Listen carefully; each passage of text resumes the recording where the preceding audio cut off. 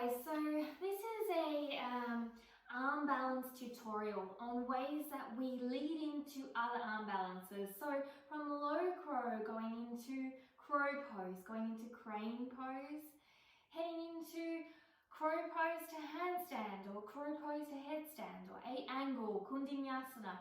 So I'm going to connect some of the dots for you today. And you can practice slowly and build this into your practice. And it will help with doing all the core drills that I've suggested to help you grow these too. One step at a time. You'll find some easier than others and some harder. But enjoy the journey as you do it. So let's get started in low crow pose. Make sure you warm up your wrists, remember, and get settled in. So we're going to have ourselves in a low Galavasana squat. We're going to have our elbows and knees wide in this one. All we're going to do is transfer the weight through via our tiptoes and pushing away and rounding our back, so like the high plank. And keeping ribs and hips connected, belly button to spine. Keep that lock in your core with the and the holding in like you're needing to go to the bathroom. Wrap your arms still and squeeze them in and hug them in, but you can keep them wide. This is more about stability, creating stability in a wide platform, first to learn the crow. So all you're going to do is come up on your toes, lean forward, and slowly transfer. Spread your fingers, keep pushing down. And all you're going to do is slowly transfer, and then you take one foot and then the other foot. If you're having troubles with transferring here, you can place yourself up on a block. This will help you transferring. Keep that rounded hollow body. So this hollow body movement here is transferring to handstand into crow.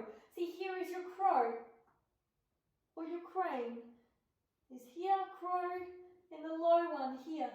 So if you can activate your core by pulling up your pelvis, pulling your shoulders forward, you're going to feel what it's like on the ground before you even come into the pose.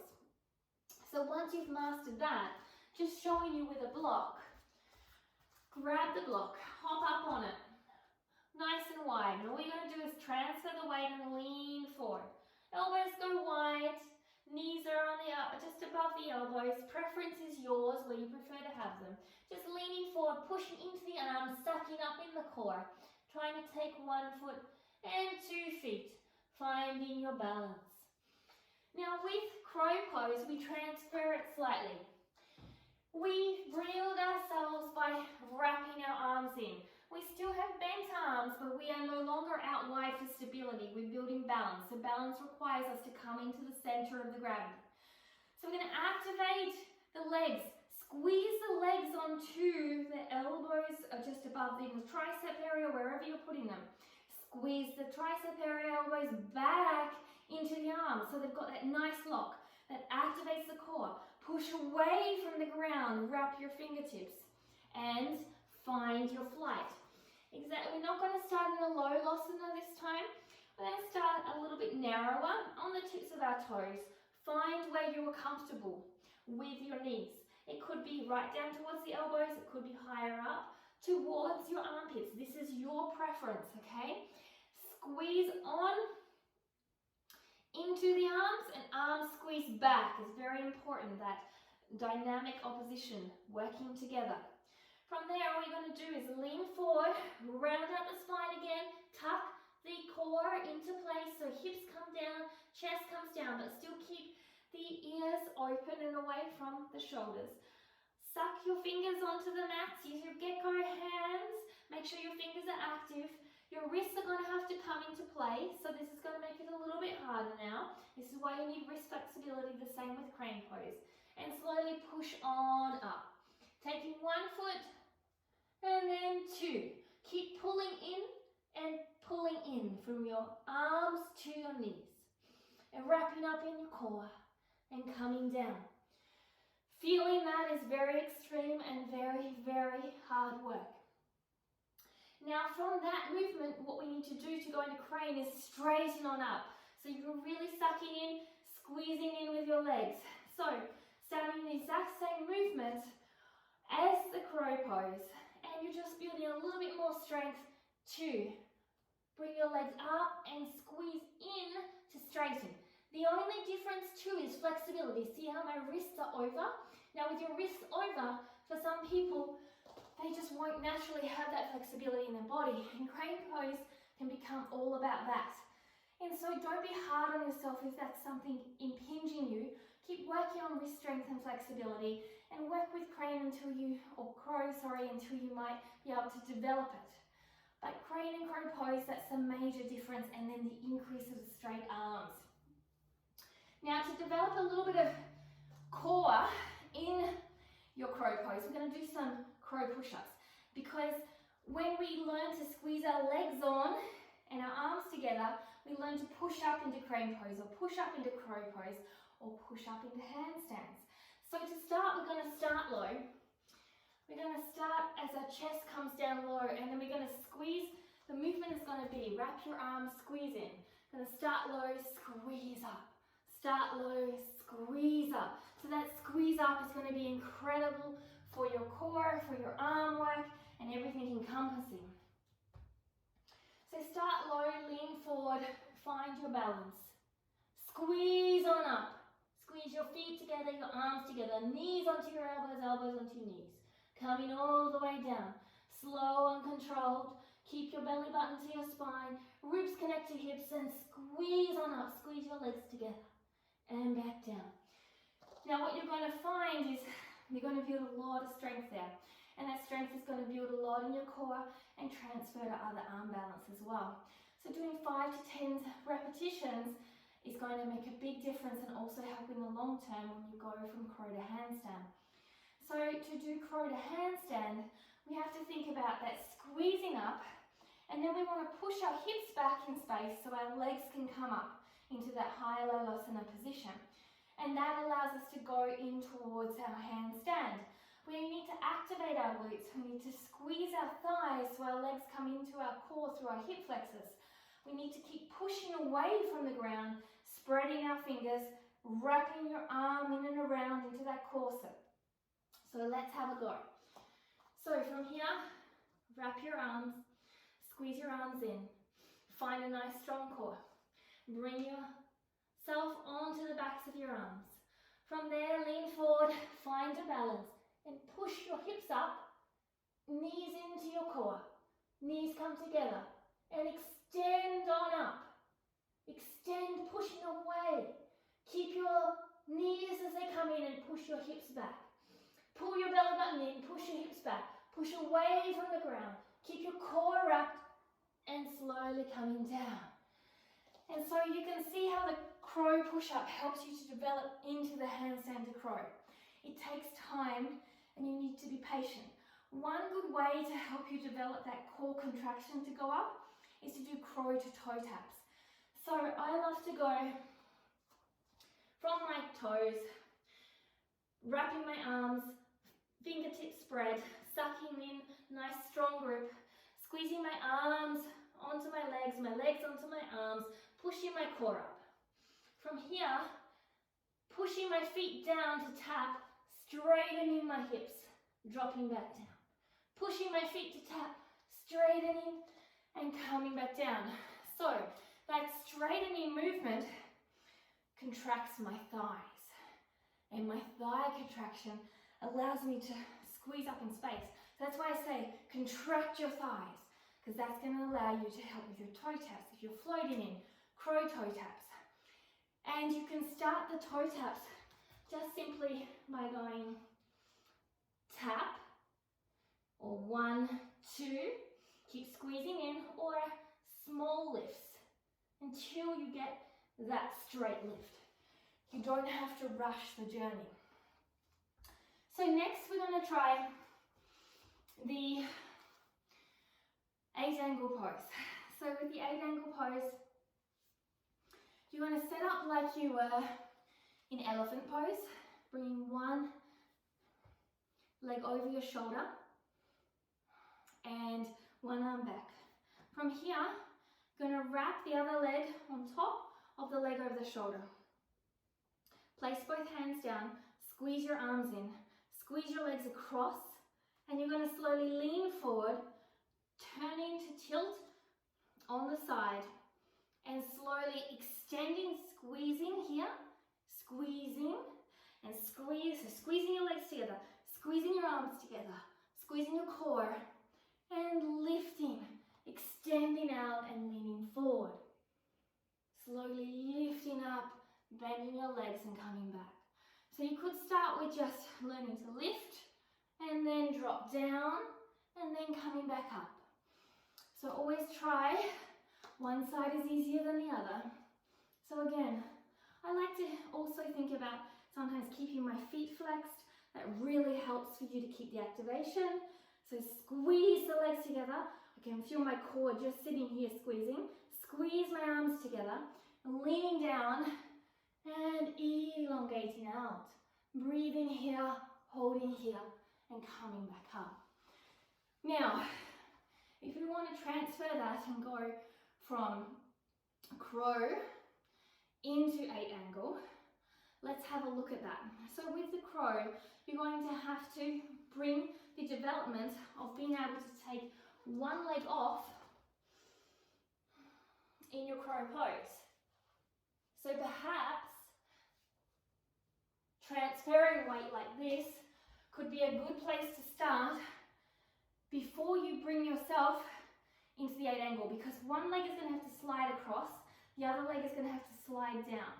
Because we're doing it in a gradual and continual movement, it may be possible just to keep sliding, but you're going to have to keep your arms wrapped in, pushing away and your core activated so you don't fall flat.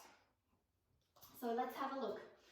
From here, I go into my crow pose. Now remember, I'm going slower than I need. You can flex your feet if you want to. I'm going to take my knee across, slide my other leg down, bring my leg around to wrap across on top, the underneath leg, and squeezing on down. Okay, so it's a very slow and gradual process to learning these things, and there's a lot of skills involved. Now, if I do it real time, it's going to look a little faster, which makes it a little bit easier too. So leaning forward, squeezing arms in, legs on, wrapping across, and you can also, as you get stronger, come all the way back up. And that takes a lot of that core. So even this would help you to activate it. So building that fire here, if you can build a shape there, you're going to really burn, and it's going to help you then building that ability to crow push up, because it's the same movement, which then transfers into this movement. So then comes the side crow. Side crow is a fun one. Now a lot of people tend to utilize their arm here at the hip when they begin. The only problem is you tend to dump down. A great option there would be to put a block underneath your shoulder until you get strong, okay? So that's a good option. I prefer to keep practicing without having any of this arm supporting if you can. So it's floating just outside your hip base. So you're going to come to the side, elbow snuggles in on this knee base. This one is slightly out, see there's room here. You're gonna come up on your tiptoes. Your hands are gonna wrap together just like the crow. And you're gonna squeeze your thighs together. You're gonna squeeze your feet together. And you're just gonna lift up your bottom slightly, squeeze your arms, wrap your arms, lean forward, and lift up. Squeeze your legs into your bottom, squeeze your arms, and come down. So when I do it with the arm resting, you're gonna see me here, and you're gonna see me sink.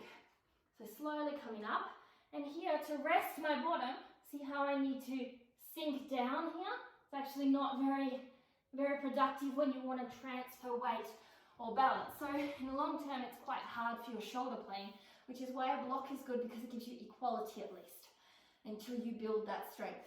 Now from there, there's two options, Kundi 1 and Kundi 2. So let me show you how we transfer the weight. So coming into the side crow, exactly the same. This time, we're going to extend the legs out. So we're going to lean forward, squeeze our arms in, squeeze our knees in, squeeze our heels into our bottom. Wrap our arms again, Make sure our fingers are spread, and remember to smile. That's the most important one. Leaning forward. Hold here. Extend out, squeeze your thighs together. Maybe flex or point, up to you. Squeeze your arms again. Bend that leg and extend it back. Squeezing everything on top and reversing the movement if you have the ability. So you can see how hard this is, but how everything is bringing the ability to go one on top of the other. Now let me show you on the other side how you're going to create that movement, but bring it into Kundi 2 as well. So exactly the same start. All right, getting ready, breathing deeply, activating all the points that I mentioned before. Leaning forward, looking forward, not down so we don't fall. Straightening out. Taking a moment here, pushing the leg back, extending out. From here, squeeze the leg on, above the other leg on the tricep. Sinking the other leg down, dropping and extending the other leg forward, extending the other leg back. So you have to transfer slowly, extending this leg forward and squeezing on down. And this leg cannot go floppy. It must extend out, and this leg must also extend out to lift you back up as you squeeze your arms in. And if you do that, that's how you stay afloat. If you lack in your arms and lack in your leg intelligence of integration, you start to sink. So it's not just about the core and shoulders, it's about this full body functioning. So we are now nearly towards the end of our tutorials, a few more to have a look at. The next one is Galavasana. So it's a figure 4, great hip opener. Took me a long time to learn. Now some food for thought. You need to not only, just like crow, squeeze your arms into the foot, flex the foot, and squeeze the foot back into the arm. If you don't do that, it's not going to be able to give you the lift and the strength you require. If you're all sweaty, bring a towel or something to help you out there, or some yoga paws are fantastic as well. Keep that whole wrap in, and you don't have to extend straight away. You could just do a bent leg and in turn learn to fly. So we're going to bring the figure 4, flex the foot, come on down, holding here. Make sure you feel comfortable and you have balance. If you have balance here, lean forward. Bring your foot in to interact. You'll see it soon. It's wrapping around my arm. From here, I'm going to wrap my arms in, squeeze my arm at the same time out into that foot. From here, as high as possible into the armpit, I'm going to lean forward onto the toe and slowly take my foot off. Now you can stay here or keep squeezing and lifting and extend out. Slowly squeeze and lift, and come down. Now, let me show you from this side because you can see the foot activation. So, flexing the foot is very, very important. Pushing the leg up into the hips is also important. Coming on down, remember, if you're sweating, it becomes harder. I'm going to push my foot onto my arm and wrap it. See how my toes are flexed? They're not like this, they're flexed. I'm going to push my foot into my arm into my foot, while still wrapping and engaging the core. I'm going to push that arm onto the leg and the leg into the armpit. I'm going to lean forward with all of that tension, fingers spread, pushing away, wrapping my core there, and lifting up. From there, once I feel safe, I'm going to extend on out and soar into the Galavasana, pushing down and coming down. So what you can see is this ability, everything's pushing on each other, opposites equaling a nice pressure force. So finally, we have your straddle. Now the first thing to a straddle is to remember this. It's to lean forward. So practice all of the things with the arm movements, everything transfers, and then lean forward and hold this pose. If you can trust your wrists here, your grip of your hands, you're also trusting your core and balance. Because what you want to do is you want to suck up your core into your core to lift up. Now from there comes the ability to use your side glute and your thighs to pull out. And with that pulling out, it's going to kick through the knife's edge of your feet to pull your legs out. And then your hips are going to go back so your legs can go up. So here goes. So you're going to have the nice wide, the first stance, leaning on forward, here. Wrapping your arms, pushing down, sucking up into this position, so it's like a tortoise sticking its head out. So you're shrugging your shoulders, but you're still looking down at your hands. Now you're going to lean over your hands. You're going to push through the knife edge of your feet and slowly push, keep pushing your legs wide to come up. Push, push, push your legs wide. Your thighs are active. Your legs are active. Your arm is active. Your core is active. Pushing up. Push your hips back. Push your hips back so the legs can keep pushing out and floating down. So you could start from a block, make it much easier, and slowly you're going to develop that strength. Now the last one, which is probably the hardest for everybody, and not everyone gets it, and this is a pose that many yoga teachers also don't have, but they can teach other amazing skills. It's not a must, it's just something that we as people like to accrue, and that's the press. So with the press handstand, the first thing to be aware of is to practice those press walks. So again, that lean forward I showed you previously, and pushing back. So keep practicing that, okay? And slowly you're going to maybe lean forward and toe tap and pushing back. And then over time, that lean forward is going to be your hips going back in space. Then your legs are coming up with the active legs. So you're going to lean forward here. Come up on your tiptoes. Trust the strength as you lean forward. Coming up nice and high. And squeezing your glutes, pushing your glutes back. Lifting your legs through your core and hip flexors coming up. Holding here. Slowly pushing your hips back to slowly come down. So you can see, especially after all this work, it's super, super hard as well. Take your time with it. Progress slowly. You don't need to rush things. You don't need to be anywhere. There's also press handstands where your hands are equal with your feet and you press up. And some people have that and some people don't. The point is that you're practicing and on your journey. The point isn't where you're going, but who you are becoming. Trusting your journey, doing a good job.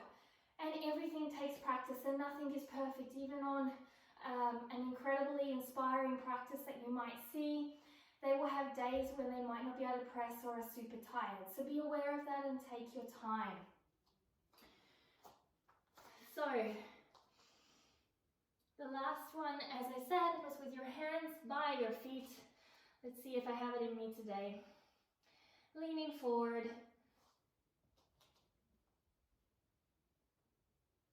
Picking up. Squeezing your legs together, which is going to help you to get the L sit come through. Then squeezing, pushing your hips back. Slowly holding, slowly gliding down. And so these are all skills that can be developed from all the skills in this program. And over time and practice, one will develop than another. No set routine, no set way, just your way of how you're becoming. I hope you enjoyed. Don't forget to cool down and come back to this whenever you need some food for thought going into these programs. It's always an honor, and remember, you're awesome becoming more awesome. Open your heart to happy, which is the journey of being happy where we are. Remember that meditation from the first program. We are always happy where we are when we remember to be grateful for what we have, and that is usually what we're looking for. When it's taken away from us, we realize that. But let's try and do it before it's taken away from us. Thanks for joining me. Namaste.